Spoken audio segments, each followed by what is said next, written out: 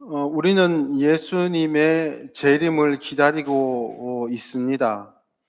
재림은 구원 역사에 있어서 맨 마지막에 일어날 사건인데요. 그때가 되면 산자와 죽은 자 모두 하나님께서 심판하실 것입니다.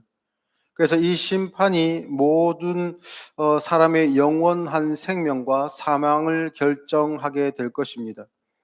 예수님께서는 재림이 매우 중대한 사건이기 때문에 이 일을 위하여서 제자들에게 그날을 위해 준비하도록 말씀하셨습니다.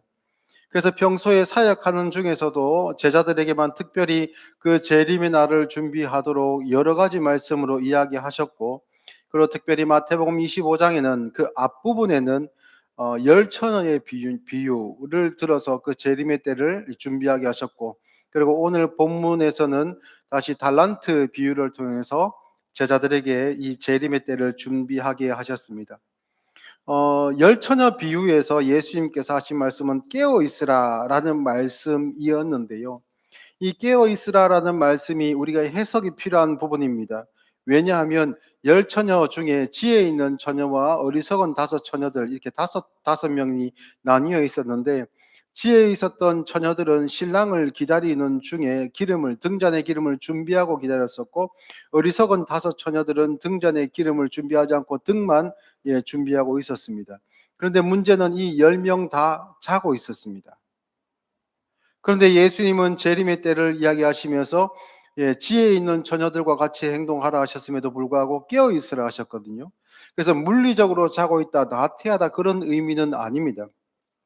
그래서 여기서 깨어 있으라라는 것은 우리가 보통 생각할 수 있는 일반적인 종교심으로 생각할 수 있는 모든 세상인들을 멈추고 산에 올라가 가지고 이른바 기도원에 들어가든지 해가지고 하늘만 바라보면서 예수님 다시 오십시오라고 아무것도 하지 않고 사는 것을 의미하지 않습니다. 깨어 있다는 것은 지혜 있는 다섯 처녀의 상황에서 우리가 알 수 있다시피 일하는 것을 의미합니다. 일을 하는 겁니다. 일을 한다는 것은 어떤 결과물들을 만들어내는 것을 의미하거든요. 근데 예수님께서 다시 오시는 그날이 올 것인데, 그때가 언제인지 알 수 없지만 올 것인데, 그날을 위해서 열심히 일을 하면서 생산 활동을 하면서 기다리는 겁니다. 그런데 예수님은 그때에 이들을, 그 일하고 있었던 사람들을 더 마지막에 부유하게 하고, 그리고 그 예수님과 함께 그 기쁨에 동참할 수 있도록, 잔치에 함께 할 수 있도록 인도해 내십니다. 그러나 게을러서 생산하지 않은 사람들은 그 가진 것까지도 다 빼앗겨 버릴 것이라 라는 것이 그 앞에 있는 열 처녀 비유입니다. 그런데 이것과 똑같은 메시지로서 예수님께서 하늘나라의 법대로 그 달란트를 종들에게 맡긴 그 비유로 설명을 하시는 겁니다. 같은 맥락 안에 있습니다. 그래서 오늘 이 달란트 비유를 통해서 우리가 이 비유를 해석하기 위해서 두 부분을 우리가 중점적으로 두고 생각해 볼 건데요. 첫 번째는 무릇 있는 자는 더욱 풍족하게 될 것이다 라는 말씀과, 그리고 없는 자는 있는 것까지 잃게 될 것이다 라는 말씀입니다. 그래서 이 두 부류, 있는 사람과 없는 사람, 열처녀 비유에서 등잔에 기름을 준비한 사람과 기름을 준비하지 않은 사람, 이렇게 나뉘는 것처럼 있는 사람과 없는 사람을 이렇게 구분해서 우리가 살펴보아야 됩니다. 29절 말씀처럼 무릇 있는 자는 받아 더욱 풍족하게 되고 없는 자는 그 있는 것까지 빼앗기리라 라고 말씀하셨습니다. 그러면 예수님께서는 빈익빈 부익부의 원리를 몸소 실천하시는 분인가? 조금 부당해 보이지 않습니까? 연약한 자를 조금 더 편들어 주시고 있는 사람에게 조금 더 많은 짐을 지우는 것이 맞는 것 같은데, 예수님께서 마치 부당한 말씀처럼 이렇게 말씀하시는 것처럼 얼핏 느껴질 수 있습니다. 그래, 말씀을 조금만 자세히 들여다보면 그런 상황이 아닙니다.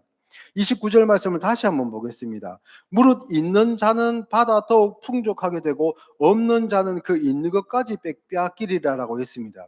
그러면 있는 사람이 가지고 있는 것이 따로 있고요, 없는 사람이 가지고 있는 것도 있다는 얘기입니다. 이걸 구분하셔야 됩니다.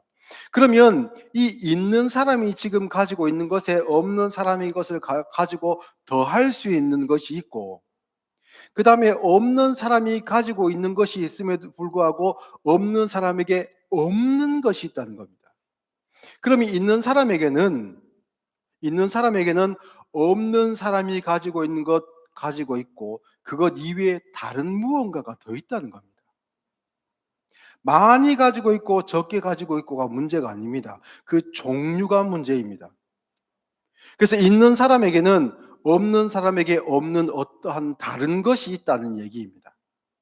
그래서 종말의 때가 되면, 예수님의 재림의 때가 되면 이 없는 사람이 자기가 갖고 있고 붙들고 있었던 것, 그것으로 예수님 주인님 보십시오라고 하는 것, 그것이 쓸모 없어질 것이다 라고 예수님께서 말씀하시는 겁니다. 그래서 오늘 우리가 이 메시지에서 정확히 캐치해야 되는 것은 있는 사람이 가지고 있었던 것이 무엇인가 라는 것에 우리는 중점적으로 초점을 맞추어야 됩니다. 예전에는 이 본문을 읽을 때 그런 생각들을 했습니다. 하나님께서 우리에게 재능대로 무엇인가를 맡기셨는데 그 맡기신 재능을 가지고 결과물을 못 내면 하나님께서 우리를 책망하시지 않겠는가, 그런 생각들을 했습니다. 그래서 마치 세상 사람들이 사람들을 평가하는 것처럼 하나님도 우리를 보시면서 결과물 내놔봐라. 네가 무슨 사역을 했고 어떤 일을 했고 어떤 결과물을 내게 가지고 왔느냐라고 평가하시는 무서운 하나님으로 저는 생각을 했습니다. 그리고 이러한 부분들을 간혹 목회자들이나 또한 신자들이 스스로도 생각할 때에, 뭐 큰 교회 같은 경우에는, 규모가 있는 교회들은 봉사하는 그런 그 파트들이 있지 않습니까? 대표적으로 뭐 교육기관을 들 수가 있겠죠. 교육기관 처음에 그 해 시작할 때는 10명의 아이들을 받았는데 연말이 되었는데 뭐 7명, 8명밖에 안 남게 되었다.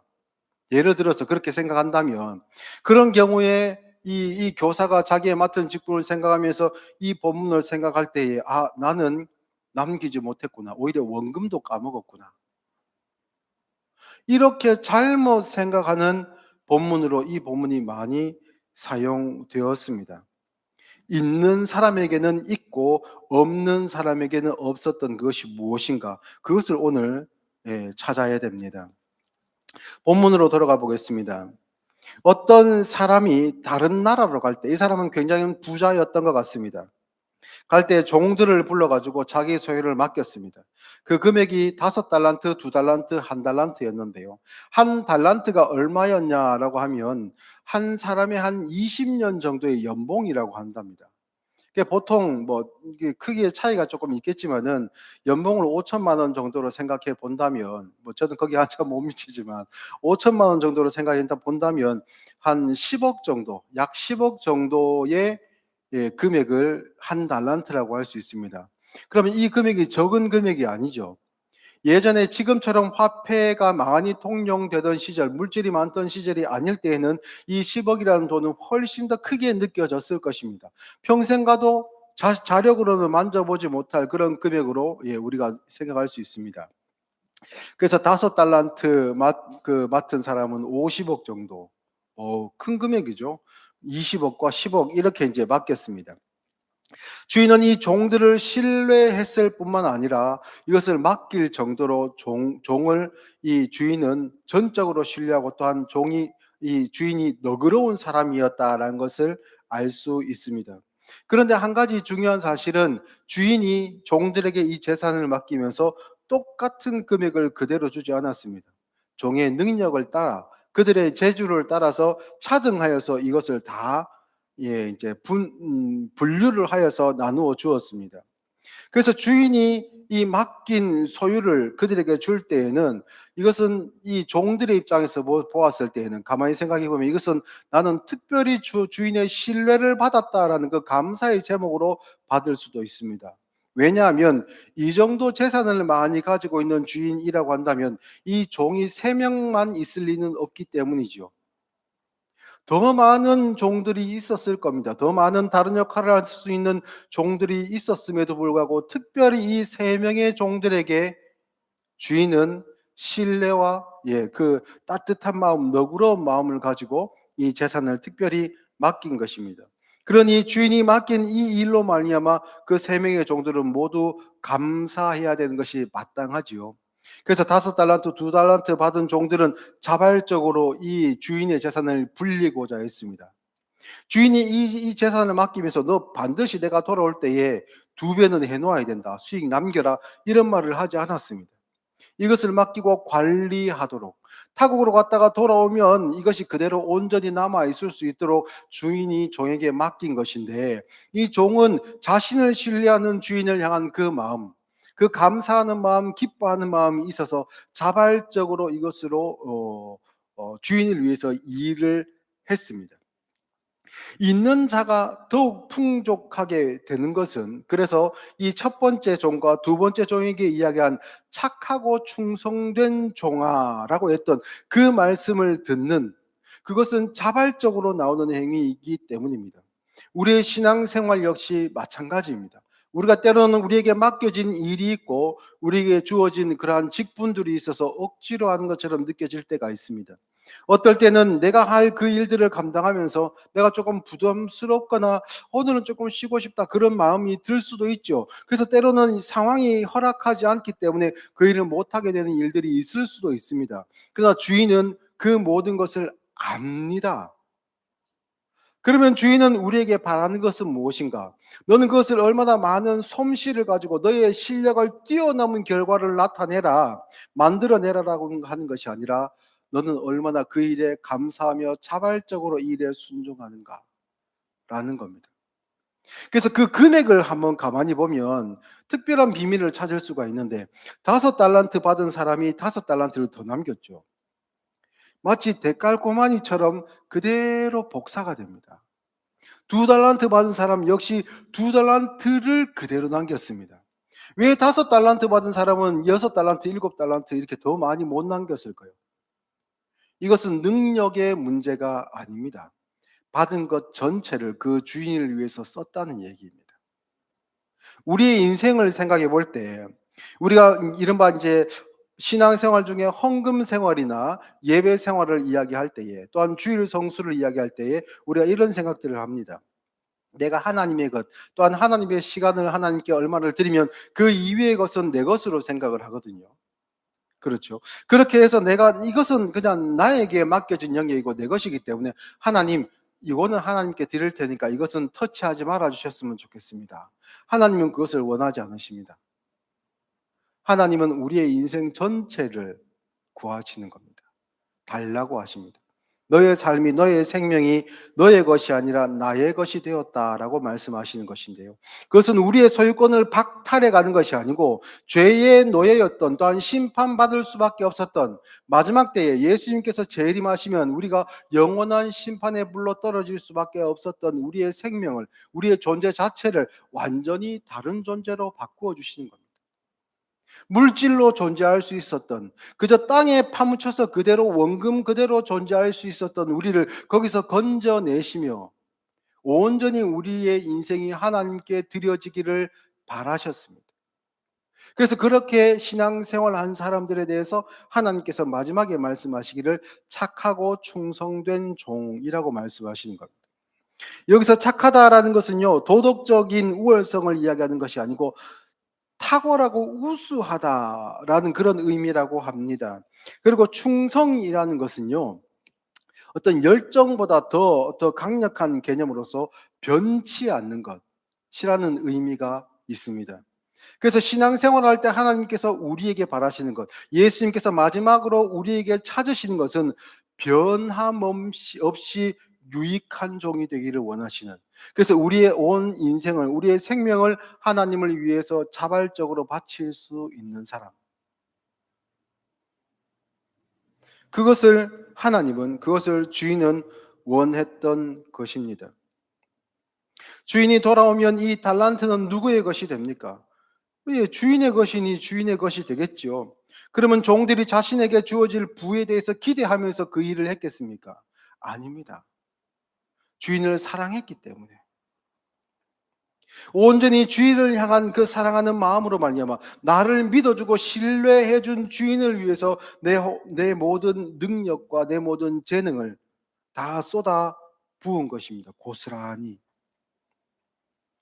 자신에게 이익이 돌아오지 않을 것이 분명함에도 불구하고 그러한 삶을 살게 되었다는 것입니다.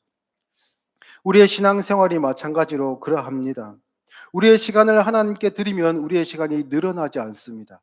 그만큼 우리의 시간은 줄어듭니다. 우리가 주님 앞에 나의 인생을 온전히 드리게 되면 그 드리는 인생은 하나님께서 받으시지요. 우리의 인생이 곱하기 2가 되는 것이 아닙니다. 헌금을 하는 것도 마찬가지입니다. 하나님께 예물을 드린다 하여서 그 돈이 배가 되어 내게 돌아오지 않습니다. 그만큼 우리의 가계는요, 줄어들게 되어 있습니다. 그것을 바라고 만약에 헌금을 하고 그것을 바라고 우리가 하나님을 섬기고 봉사한다고 하면 그러면 하나님께서 바라시는 착하고 충성된 종의 모습은 아니라 할 수 있지요. 21절 말씀을 보니까 그 주인이 이르되 잘하였도다 착하고 충성된 종아 내가 적은 일에 충성하였음에 내가 많은 것을 내게 맡기리니 내 주인의 즐거움에 참여할지어다 하고, 주인의 즐거움이라는 표현이 등장합니다. 이것은 아마도 주인이 어떤 목적을 가지고 타국으로 갔다가 일이 잘 해결되어서 돌아왔다는 것을 우리가 짐작할 수 있지요. 아마도 이 주인은 다른 나라에 가서 어떤 공직을 맡아서 이 나라로 다시 돌아와 가지고 그 공직을 수행할 수 있게 된 고관대작이라고 우리가 짐작해 볼 수 있습니다. 그래서 그는 더 고귀한 신분이 되어서 돌아왔고 단순히 재물이 많은 부자가 아니라 많은 사람들을 다스릴 수 있는 신분이 되어 돌아왔다고 우리가 예상해 볼 수 있죠. 그래서 그 주인의 즐거움은 무엇인가? 그 주인의 즐거움은 다스리는 자의 신분, 다스리는 자의 위치, 그 권한을 가지고 돌아왔다라는 뜻이 됩니다. 그것은 근데 주인의 즐거움인데 어떻게 그 종들이 그 즐거움에 참여할 수 있게 될까요? 이전에는 이들의 신분이 보잘것없는 종의 신분이었습니다. 근데 그들이 주인을 사랑함으로 자신의 인생을 주인을 위하여 드렸으므로 이제 그 주인의 예전의 종된 신분은 사라졌습니다. 이제 주인이 가지고 온 이 고귀한 신분, 그 통치권을 이 종들이 함께 누릴 수 있게 된 것입니다. 그들이 열심히 일할 때는 그런 것을 꿈꾸었겠습니까? 내가 이제 조금만 열심히 하면 이 성과를 내기만 하면 이제 내가 보란 듯이 살겠노라, 그러한 마음을 가지고 살지 않았습니다. 단지 주인을 사랑하는 마음, 감사하는 마음, 그 마음으로 살았기에 이제 주인이 돌아왔을 때 그 즐거움에 참여할 수 있게 되었고 더 이상 종의 신분으로 살지 않아도 되는 그런 은혜를 입게 되었습니다. 주인은 종들이 남긴 달란트의 양을 보지 않았습니다. 그들의 충성스러운 마음을 보았습니다. 그리고 이제 종이 아닌 주인과 함께 기쁨에 참여할 수 있는 존귀한 존재가 되었습니다. 반면에 한 달란트 받은 사람은 어떻게 되었습니까? 24절 25절 말씀 보니까 한 달란트 받았던 자는 와서 이르되 주인이여 당신은 굳은 사람이라 심지 않은 데서 거두고 해치지 않은 데서 모으는 줄을 내가 알았으므로. 여기서 심고 해치다라는 것은 어떤 의미냐면 곡식을 거두기 위해서 파종을 하고 또는 이제 씨앗을 심고 그것이 자라났을 때 탈곡을 하지 않습니까? 그 행위를 해친다라고 그렇게 의미하는 거예요. 누구를 해친다는 얘기가 아니고요. 농사의 전반적인 모든 행위들을 의미하는 겁니다. 그렇게 해서 모으는 줄을 내가 알았으므로 두려워하여 나가서 당신의 달란트를 땅에 감추어 두었었나이다. 벗어서 당신의 것을 가지셨나이다. 한 달란트 맡은 종은 주인의 재산을 하나도 잃어버리지 않았습니다. 손실이 없이 주인에게 다시 그대로 가지고 왔습니다. 그럼 본전 아닙니까? 크게 잘못한 것이 없어 보입니다. 그런데도 주인은 이 말을 듣고 노발대발하죠. 그래서 26절 보니까 그 주인이 대답하여 이르되 악하고 게으른 종아 나는 심지 않은 데서 거두고 해치지 않은 데서 모으는 줄로 내가 알았느냐. 그러면 내가 마땅히 내 돈을 취리하는 자, 이 취리는 그 이자를 받는 자를 뜻합니다. 자들에게나 맡겼다가 내가 돌아와서 내 원금과 이자를 받게 하였을 것이니라 하고. 그러니까 주인이 원하는 것은 소득이 아니었음을 알 수 있습니다. 이문을 내라는 것이 아니었음을 주인의 그 명령, 그 말을 통해서 우리가 알 수 있는 것이지요. 또한 한 달란트 받은 종은 그 주인을 향하여서 무엇이라고 이야기합니까? 굳은 사람이다라고 이야기합니다. 여기서 이 굳은 사람이라는 것은요, 매섭고 거친 사람, 그리고 죄로 굳어진 그 딱딱한 마음 때문에 나오는 강팍한 마음, 그 완악한 성품, 그리고 해롭고 고생스러운 그러한 사람, 이해하기 힘든 사람, 이런 의미를 가지고 있습니다. 그 주인이 자신을 귀하게 여기서 자신을 신뢰하여서 이 한 달란트를 맡겼는데, 맡김을 받는 그 사람은 어떻게 생각하냐면, 이 큰일 났다. 이거 어떻게 하나? 내가 이거 한 푼이라도 잃어버리면 주인이 나를 향하여 호되게 야단칠 것이니 내가 이거 그대로 땅에 파묻어 두자. 잃어버리지 않기 위해서. 이렇게 생각했던 사람들은 어떤 사람인가? 바로 율법주의적인 신앙생활을 했던 사람들입니다. 율법주의라는 것이 겉으로 볼 때에는 행위로서 구원을 얻기 위해서 아주 열심을 내는 것처럼, 또한 많은 사람들이 바리새인이나 서기관들을 보면서 저들이 훌륭한 신앙생활, 열심 있는 신앙생활을 한다라고 부러워하고 존경하면서 봤던 것처럼, 그렇게 살았던 사람을 율법주의자라 할 수 있는데, 그 삶을 보면서 하나님께서는 악하고 게으른 종이다 하거든요. 겉으로 볼 때는 잘하는 것 같이 보이는데 속은 그렇지 않다는 겁니다. 하나님께서 그 백성들을 사랑하셔서 모세를 통해 계명의 말씀을 주셨습니다. 10가지 계명을 주시고 하나님께서 원하는 것은 이러한 것이다. 그래서 하나님은 이런 성품을 가지신 분이다. 이런 마음으로 너희를 바라보고 계시고 너희가 하나님을 이렇게 사랑하기를 하나님은 원하신다. 그래서 율법을 정리하면 어떻게 됩니까? 계명의 말씀을 짧게 정리하면 하나님을 사랑하고 이웃을 사랑하는 것 아닙니까? 그래서 마태복음 22장으로 가보면요, 37절부터 40절까지 말씀에 예수께서 이르시되 내 마음을 다하고 목숨을 다하고 뜻을 다하여 주 너의 하나님을 사랑하라 하셨으니 이것이 크고 첫째 되는 계명이요 둘째도 그와 같으니 내 이웃을 내 자신같이 사랑하라 하셨으니 이 두 계명이 온 율법과 선지자의 강령입니다. 이 유대인들은 이스라엘 백성들을 하나님께서 그들에게 계명을 주셨는데 그것을 잃어버리지 않기 위해서 거기에 대한 세부 항목들을 장로들의 유전, 자신들의 전통 이런 것들로 세부 항목들을 많이 만들었습니다. 수많은 그런 항목들을 만들고 그 모든 것을 지키면 그래서 땅에 잘 파묻어 놓고 누구도 손을 못 대도록 경비를 서고 있으면 하나님께서 기뻐할 것이다. 누군가가 옆에서 고통을 겪고 있고 굶어 죽고 있는데도 그것을 바라보지 않는 겁니다. 누군가가 옆에서 과부나 고아나 나그네가 굶주려 있는데도 그들을 돌아보지 않고 무슨 소리 하냐, 이거 지켜야 된다. 그렇게 하고 있었던 것이죠. 그러니 그 일이 즐거웠겠습니까? 불안한 마음으로 그 무서운 하나님의 눈을 두려워하여서 이것을 지키고 있었는데 감사하는 마음이 있었을까요? 아닙니다. 하나님은 왜 나에게 이런 것을 맡기셔서 나의 인생을 왜 이렇게 고단하게 하시는가? 하나님은 왜 이렇게 어려운 일을 나에게 맡기셨는가? 그런 생각을 했지 않겠습니까? 그것이 바로 이 한 달란트 받은 종이 자기 주인을 향해 가진 그 마음이었습니다. 하나님은 손끝 하나 까딱하지 않고 결과물들을 바라시고 또한 그 맡긴 재물조차도 하나도 손실되는 바 없이 그대로 가져가시는 무서운 분이기 때문에 내가 그것 때문에 무서워서 요거를 파묻었고 철저하게 지켰습니다. 잘했지요 라고 하는 겁니다. 그게 유대인들의 율법주의의 잘못된 없는 자들이 없었던 이유라고 할 수 있습니다. 하나님의 계명을 둘러 나누어서 하나님을 사랑하고 이웃을 사랑하라라고 예수님께서는 말씀하셨는데요.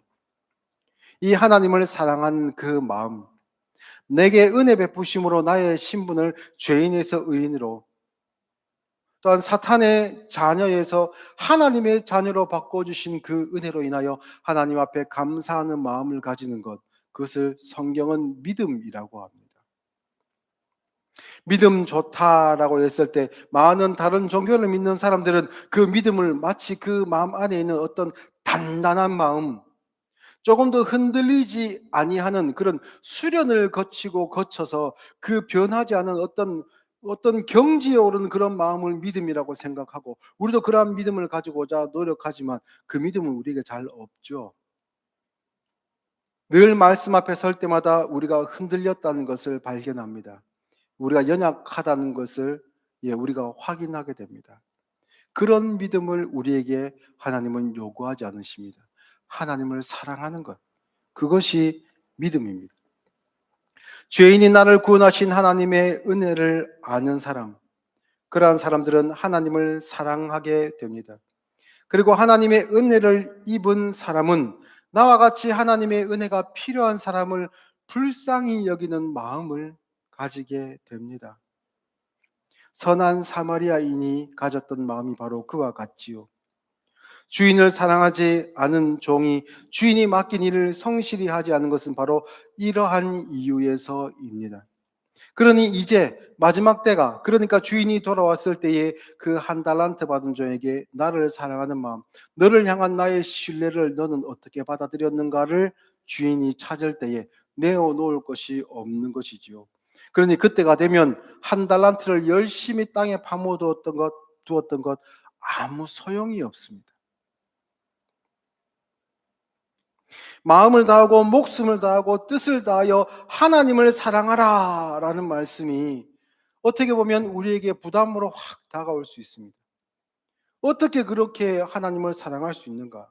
나의 마음은 세상으로 향할 때가 있는데, 나의 목숨이 소중해서 나는 하나님보다 나를 보호하기 위한 선택을 할 때가 많은데, 또한 나의 뜻이 때로는 하나님의 말씀에 부딪혀서 때로는 하나님의 말씀보다 나의 뜻대로 행할 때가 있는데, 이 말씀은 좀 부담스럽다라고 우리가 느낄 수 있습니다. 그러면요, 주인이 그 신뢰하는 종들에게 가졌던 마음으로 이 명령을 조금 바꾸어 보면 이게 더 자연스럽지 않겠나라고 저는 생각해 봅니다. 무슨 말이냐면, 하나님께서 우리를 마음껏 사랑하신 것처럼 우리도 마음껏 하나님을 사랑하십시오. 사랑합시다. 네, 그렇게 표현할 수 있겠죠. 하나님은 우리의 능력을 넘어서는 것을 요구하지 않으십니다. 그러니 우리의 마음껏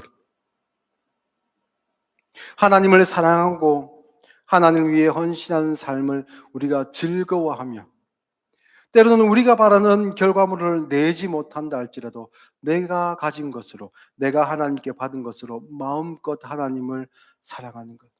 그러면 하나님께서 예수님 다시 오셨을 때 우리에게서 찾으실 것 아닙니까? 너 나를 사랑하느냐? 너 나를 믿느냐라고 말씀하실 때 우리가 내어놓을 것이 있습니다. 그러면 우리가 그때에 예수님과 함께 하나님의 나라에 들어가서 영원히 다스리는, 또한 존귀한 자로 살아갈 수 있게 되는 것입니다. 사랑하는 성도 여러분, 앞서 말씀을 우리가 여러 번 살펴보고 설명하고 우리가 생각하면서 복잡하게 이렇게 이야기해 주겠지만 결론은 그거죠. 하나님을 사랑하십시오. 땅에 파묻어 두고 우리가 보호하고 지켜야 될 그런 사랑이 아니라 자유로이 사랑하십시오. 그런 의미에서 저는요, 목회자로 부름을 받았는데 억지로 부름받지 않았습니다. 제가 반은 어느 정도는 사회생활도 하고 또한 목회를 병행하고 있는 중에 있는데, 그 둘을 같이 한번 해볼 수 있는 경험이 있었던 것이 저한테는 굉장히 큰 행운이었습니다. 그래서 목회의 일을요, 뭐 끌려 나와서 하는 것보다 하나님께서 일반 직업을 가지고 살아가도 하나님께 영광 돌릴 수 있는 삶을 살 수 있게 되었고, 저는 또한 목회를 통해서도 하나님께 영광 돌리는 삶을 살 수 있게 되었습니다. 하나님께서는 네가 원하는 대로 해라. 그게 나는 더 기쁘다. 내가 지정해주고, 내가 너에게 미션을 주고, 내가 너에게 어떤 지침을 주어서 그대로 행하는지 안 행하는지 내가 눈을 부릅뜨고 보겠다라고 하시는 것이 아니고, 네가 나를 향한 마음, 그 마음 가지고 자유롭게 네가 정말 하고 싶은 대로 원하는 만큼 나를 사랑하며 살아라. 그러면 내가 그거 인정해 준다. 그런 메시지를 받으며 지금까지 이렇게 개척하고 왔습니다. 여러분도 우리 사랑하는 새순교회 성도님들도 그렇게 마음껏 하나님을 사랑하며 사십시오. 그래서 있는 자로 사시고 예수님께서 다시 오셨을 때에 그 존귀한 자로서 이 모든 창조 세계, 피조 세계를 다스리는 자로 그렇게 될 것을 기억하고 기대하고 소망하며 사실 수 있는 우리 새순교회 성도님들 되시기를 예수님의 이름으로 축복합니다.